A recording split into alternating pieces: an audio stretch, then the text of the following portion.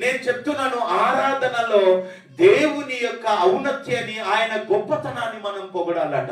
ఆయన పరిశుద్ధుడని, ఆయన మంచివాడని, ఆయన మహోన్నతుడని చెప్పి, ఆయన ఆశ్చర్య కార్యాలు చేయగలడని, ఆయన ఏమైనా చేయగలడనట. అయ్యా నువ్వు చేయగలవయ్యా అని చెప్పట. ఆయన బలాన్ని, ఆయన పరిశుద్ధతను, ఆయన నీతినట మనము ఆరాధనలో చేయాలట. దేవునికి స్తోత్రం కలుగుగాక. అలా మనం ఆరాధన చేయాలి, అలా మనం ప్రభుని ఆరాధన చేయాలట. అంతేగాని ఈ ఆరాధన చేసినప్పుడు చాలా మంది ప్రభు అని చెప్పి వారి కష్టాలు, వారి బాధలు, వారి సమస్యలు, కానీ నువ్వు దేవుని బలాన్ని తలుచుకుంటే కనుక, దేవుని యొక్క ఔన్నత్యాన్ని అనగా ఆయన యొక్క శక్తిని నువ్వు తలుచుకుంటే, నీ దగ్గర ఉన్న బలహీనతలన్నీ అవన్నీ కూడా బయటికి వెళ్ళిపోతాయి. Praise the Lord. ఎందుకు తెలుసా? బలవంతుడు మన దేవుడు, ఆయన ఆశ్చర్యకరుడు, ఆయన ఆలోచనకర్త, ఆయన ఏదైనా చేయగలడు ప్రియులారా. ఆయన ఏదైనా నీ కథ జీవితాన్ని మార్చగలడు ఆయన.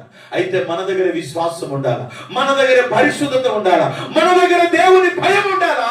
అప్పుడు దేవుడు ఆశ్చర్య కార్యాలు చేస్తాడు. దేవునికి స్తోత్రం కలుగును గాక.